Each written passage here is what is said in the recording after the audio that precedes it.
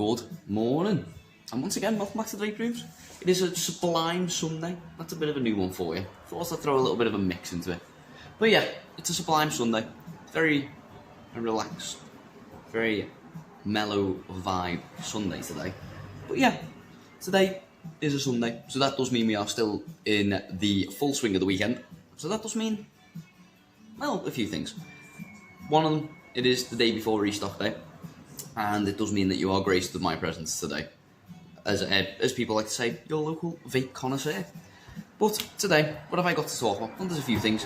Well, first of all, hello, it's me. I'm in your garston store today, and we do have, I believe it's the man of many bow ties in today.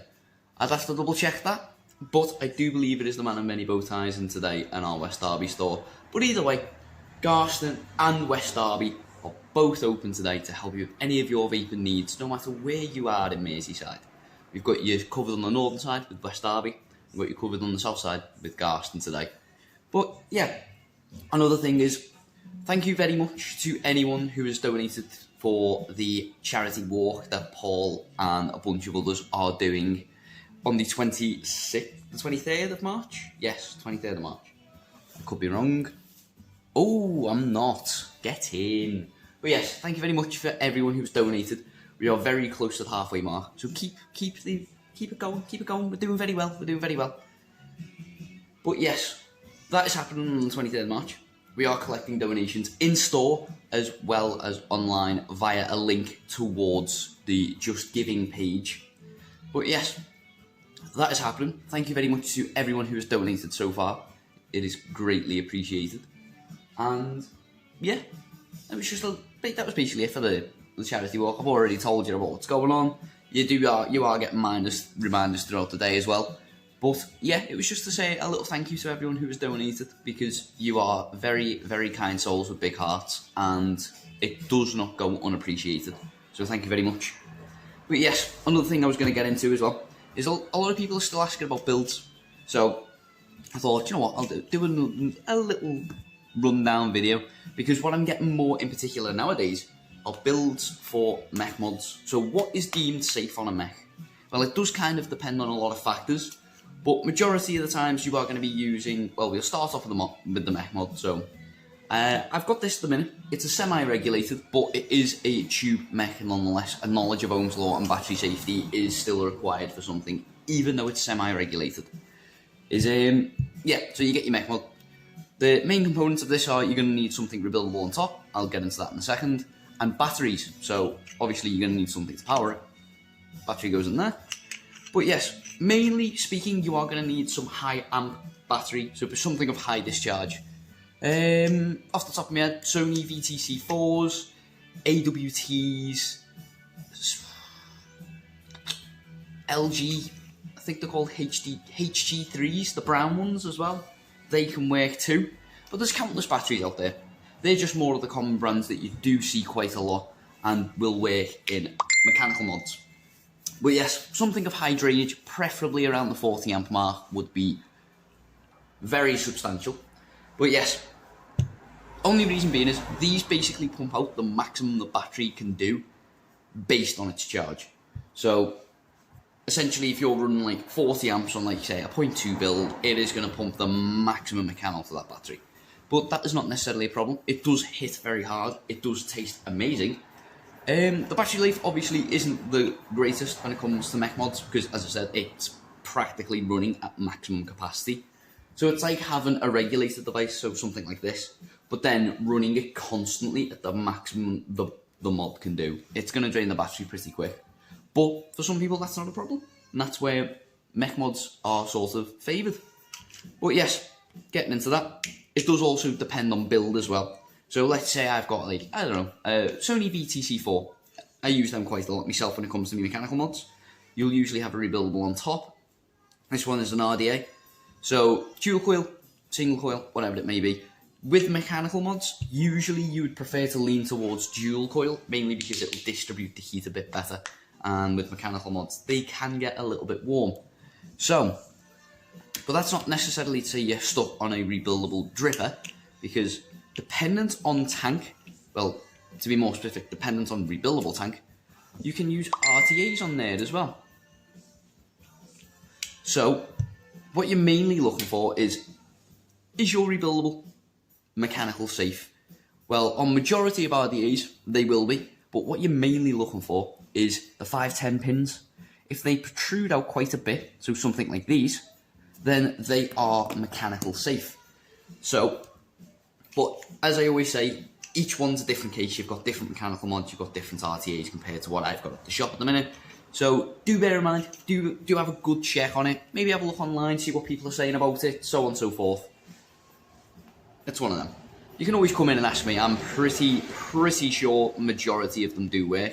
You just need to be a little bit safe. As I always say, better safe than sorry. But yes, and then when it comes to builds, Ohm's law is where it comes into the equation. So, to save the giant explanation and the full 20-minute video of Ohm's law, I'm going to break it down to you nice and simple in a TLDR. Too long, didn't read. When it comes to builds, you can use pre-made coils, you can make your own, whatever's preferable. But what you're aiming for ohm-wise is roughly 0.2. Now, 0.2, maybe a little bit higher, even a little bit lower is not necessarily a problem, but you are ideally aiming for that 0.2 mark because that will give you the best vape quality at the safest point. So, as a prime example, when I use my mechanical mods, I usually aim for around about 0.2. I always end up going a little bit lower. I have no understanding as to why. I always end up a little bit lower.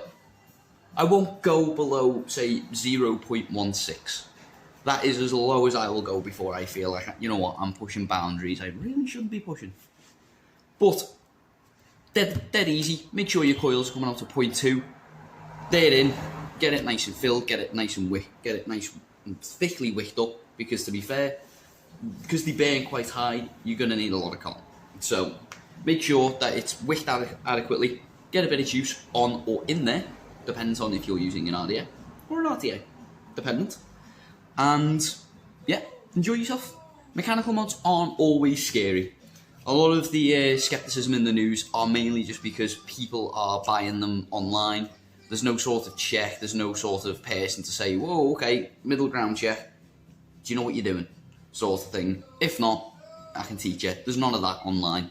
And unfortunately, people are buying devices such as something like this, where they see it online, they think it's good, have no clue how it works, don't know, have no idea about battery safety, Ohm's law, building, anything like that. And the unfortunate cases, sometimes they can have accidents. We'll call it that. Because primarily, that's what it is. It's an accident. But it's not an accident on their half. I would say so.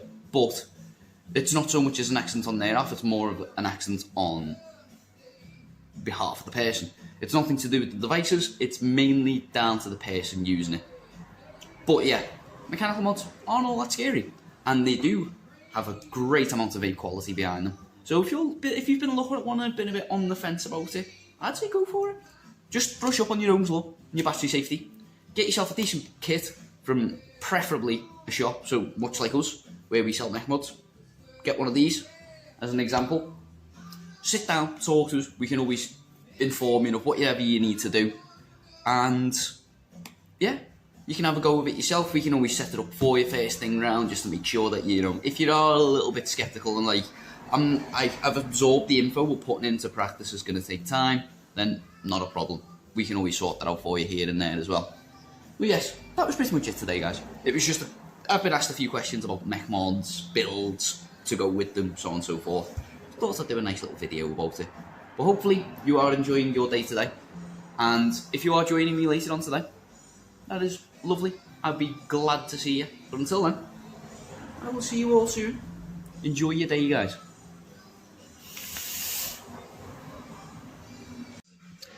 Hello again.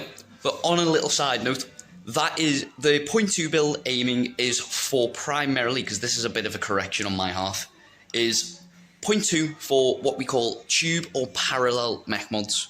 Now, if you're working with a series box mod, it's slightly different. You are looking to aim for about 0.5 on those ones. 0.5, 0.6, something along those lines. But yeah, I just thought I'd add that just in case people have already got mech mods. So something like, say, a parallel tube mech and are looking to get into series box mods. They are a completely different story. I'll probably do another video on them at some point during next week. But yeah, hopefully you're enjoying your day, guys, and I will see you soon.